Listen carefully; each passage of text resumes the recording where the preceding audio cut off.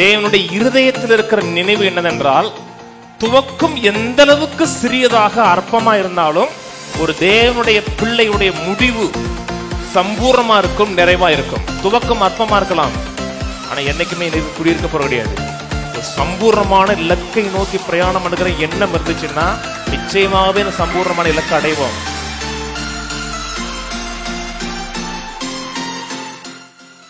யோபு 8:7. உம்முடைய துவக்கம் அற்பமா இருந்தாலும் உம்முடைய முடிவு சம்பூர்ணமா இருக்கும். ஒவ்வொரு தேவனுடைய பிள்ளைகளை குறித்து தேவனுடைய இருதயத்தில் இருக்கிற நினைவு என்னதென்றால், துவக்கம் எந்த அளவுக்கு சிறியதாக அற்பமா இருந்தாலும் ஒரு தேவனுடைய பிள்ளையுடைய முடிவு சம்பூர்ணமா இருக்கும், நிறைவா இருக்கும். வேதம் முழுவதும் இருக்கக்கூடிய பேட்டர்ன் அதுதான். தன்னை நம்பி அவரிடத்தில் தங்கள் வாழ்க்கையை ஒப்பு கொடுத்து அவர் யார் என்பதை குறித்த அறிவை பெறுகிற ஜனங்கள் அதிகமாக பிரகாசிக்கப்படுகிறார்கள். வேதம் சொல்லுகிறது, நீதிமானுடைய வெளிச்சம் அதிகமாக பிரகாசிக்கும், சூரிய பிரகாசம் போல இருக்கும். எந்த அளவுக்கு அவரை அறிகிறோமோ அறிய நாளுக்கு நாள் விருத்தி அடைவோம். வேதம் முழுதும் சொல்லுது, தாவீது நாளுக்கு நாள் விருத்தி அடைந்தான் இருக்கு, ஈசாக்கு வர வர விருத்தி அடைந்தான் இருக்கு. யாருமே ஒரே இடத்துல இருந்தார்கள் சொல்லல. அவர்கள் துவக்கம் சொல்லிக் கொடுறதில் இல்லை, ஆனால் அவர்கள் போக போக வாழ்க்கையின் முடிவு என்பது, இலக்கு என்பது நிறைவானதாக சம்பூர்ணமாக இருந்தது. நாம் ஏன் அந்த அளவுக்கு வாழ முடியல? கிறிஸ்தவ மக்கள் அந்த அளவுக்கு நிறைவுள்ள சம்பூர்ணத்தில் வாழல. இன்னும் நிறைய காரியங்களை கண்டு அதை அனுபவிக்கவில்லை என்றால், இந்த உலக காரியங்கள் மனதில் ஆழமா பதிஞ்சிருச்சு. உலக மக்கள் என்ன சொல்றான்னா, இந்த நாள் அந்த நாள் போல இல்லைங்கிறான். கேட்டிருப்பீங்க இல்லையா? அவன் என்ன சொல்றான், என்னுடைய நல்ல நாட்கள் எல்லாம் கடந்த காலத்தில் இருக்கிறது, என்னுடைய எதிர்காலம் என்னவா இருக்கும் என்று எனக்கு தெரியல அப்படிங்கிறான். இன்னைய வாழ்க்கை இன்றைக்கு வாழுங்கிறாங்க. எனக்கு நாளைக்கு என்ன நடக்கும் தெரியும், நாளைக்கு இன்னைக்கு இருக்கிறதை காட்டிலும் நல்லா இருப்பேன் நான். உலகத்திலிருந்து நீ கற்றுக்கொள்ளக்கூடிய எல்லா காரியத்தையும் மறக்கணும். தேவன் என்ன சொல்லுகிறார், தேவனுடைய நினைவுகள் என்ன சொல்லுதுன்னு கற்றுக்கொள்ள ஆரம்பிக்கும் பொழுது, இன்றைக்கு துவக்கம் ரொம்ப சிறிதா இருந்தாலும் சரிதான், ஆனா அதே நிலையில் இருக்க மாட்டோம். நம்முடைய முடிவு, நம்முடைய இலக்குங்கிறது மகிமையின் மேல் மகிமை அடைந்த சம்பூர்ணமான இலக்கா இருக்கும். இது வேதம் முழுவதும் இருக்கக்கூடிய ஒரு காரியம். ரூத்து திருப்புவோம். ரூத்து 4:15.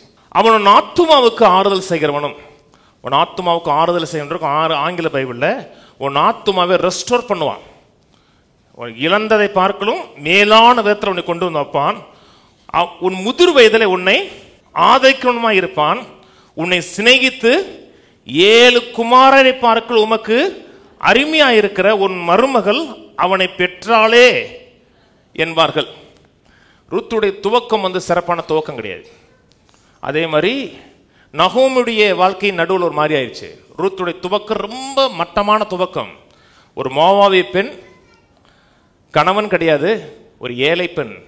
ஆனால் அவருடைய துவக்கங்கிற நிலையிலே இல்லை. கிறிஸ்துவுடைய அந்த வம்சாவளியில் வர்றாங்க. நம்முடைய துவக்கம் எந்த அளவுக்கு அற்பமாக இருந்தாலும் துவங்கின நிலையிலே இருக்கக்கூடாது.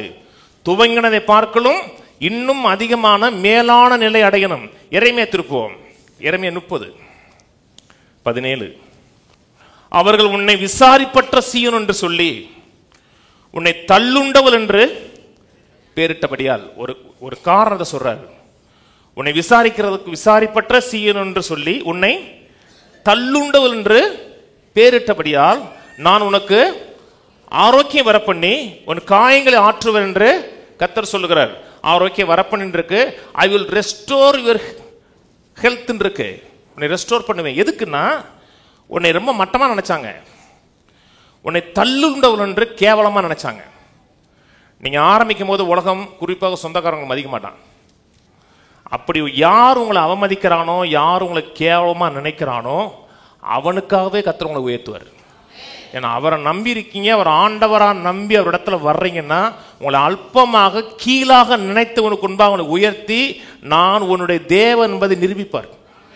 எப்படி ஆரம்பிக்கிறோம் அதெல்லாம் முக்கியம் இல்லை, எதை நோக்கி பிரயாணம் பண்ணுகிறது தான் முக்கியம். ஆரம்பிச்ச நிலையில இருக்கிறது கிடையாது, இன்னும் அதிகமான நிலையை போகிறோம், இன்னும் மேலான நிலையை அடைகிறோம். வேதம் சொல்லுகிறது, யோபுடைய ஆரம்பம் அற்பமா இருந்தாலும் முடிவு சம்பூர்ணமா இருக்கு. யோபு 1 திருப்போம். யோபு 1:3, யோபு 42:12 வாசிப்போம். அவனுக்கு 7000 ஆடுகளும் 3000 ஒட்டகங்களும் 500 ஏடு மாடுகளும் 500 கழுதைகளுமாகிய மிருக ஜீவன்கள் இருந்ததுமன்றி திரளான பணிவிடைக்காரரும் இருந்தார்கள். அதனால் அந்த மனுஷன் கிளைக்கெத்திய புத்திரர்கள் எல்லாரிலும் பெரியவனா இருந்தான். யோபுடைய துவக்கம், இந்த துவக்கத்தை வேதம் அர்ப்பணம் சொல்லுது.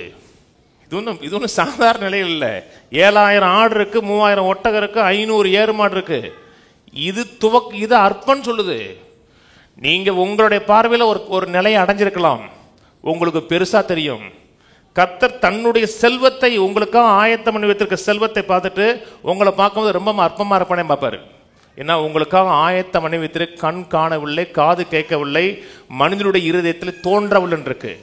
அவ்வளவு காரியங்களை தேவன் நமக்கு ஆயத்தம் பண்ணி வைத்திருக்கிறார். நடுவில் சில காரியங்களை இழக்கிறார், எல்லாத்தையும் இழக்கிறார். சொத்து போது, சுகம் போது, எல்லாமே போகுது. அவர் வாழ்நாள் முழுக்க ஏழை அல்ல, வாழ்நாள் முழுக்க சொரிஞ்சுக்கிட்டு இல்லை. 9 மாசத்துல ரெஸ்டோர் பண்ற கர்த்தர் சரியா தேவனை அறிகிறார். சொல்றாரு 42ஆம் அதிகாரத்துல, இதுவரைக்கும் உம்மை குறித்து காதுல கேட்டேன், இப்பொழுதோ என் கண்கள் உம்மை காண்கிறது. எப்பப்பெல்லாம் கண்கள் தேவனை காண்கிறதோ, தேவனுடைய இருதயத்தில் நினைவை காண்கிறதோ, ரெஸ்டோரேஷன் ஆரம்பிக்கிறது. அப்பப்பெல்லாம் இழந்ததிலிருந்து ஒரு ரெஸ்டோர் ஏற்படுது. யோபு 42:12 திருப்புவோம். கர்த்தர் யோபின் முன்னிலைமையை பார்க்கலாம், அவன் பின்னிலைமையை ஆசீர்வதித்தார். 14,000 ஆடுகளும் 6,000 ஒட்டகங்களும் 1000 ஏர்மாடுகளும் 1000 கழுதைகளும் அவனுக்கு உண்டாயின. எல்லாமே டபுள். நீங்க அங்க பார்த்ததுக்கு பார்த்தீங்கன்னா எல்லாமே டபுள். யூத ட்ரெடிஷன் சொல்றாங்க, பைபிள் இல்லை, யூத ட்ரெடிஷன்ல சொல்றாங்க. யோபு வியாதிப்பட்ட போது யோபுடைய வயசு 70ங்கிறாங்க. வியாதிப்பட்ட போது, அதுக்கப்புறம் யோபு இருந்தது 140 வருஷம். இது யோபு 42ல கடைசி 2 வசனம்.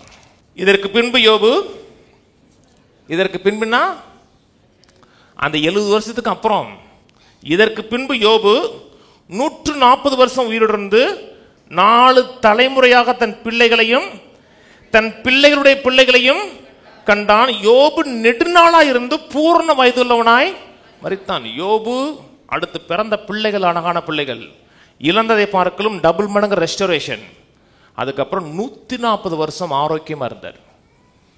தேவனை அறிகிறோம், தேவனுடைய எண்ணங்களை அறிகிறோம் என்றால் இன்னைக்கு இருக்கிற மாதிரி என்னைக்கும் இருப்பது கிடையாது. இன்னைக்கு இருக்கிறதை காட்டிலும் வருகிற நாட்களில் மேலான விதத்தில் சிறந்த விதத்தில் இருப்போம். வெளியே என்ன காண்கிறோமோ அதை கண்டு உள்ள இருக்கிறதை மாற்றி அமைச்சிடக்கூடாது. உள்ள இருக்கிறதை கண்டு வெளியே மாற்றணும். வெளியே இருக்கிற காரியங்கள் உள்ள கலக்கத்தை ஏற்படுத்திடக்கூடாது. அநேக மக்கள் வெளியே பார்க்கறது உள்ள கலங்கிறாங்க. உள்ள கலங்கிட்டீங்க, சமாதானத்தை இழந்துட்டீங்கன்னா பெற முடியாது. என்ன பெரிய புயலே அடிச்சா கூட, இன்னைக்கு துவக்கம் அற்பமா இருக்கலாம், ஆனா என்னைக்குமே இப்படி இருக்க போற கிடையாது. ஒரு சம்பூர்ணமான இலக்கை நோக்கி பிரயாணம் பண்ணுகிற எண்ணம் இருந்துச்சுன்னா நிச்சயமாகவே இந்த சம்பூர்ணமான இலக்கை அடைவோம்.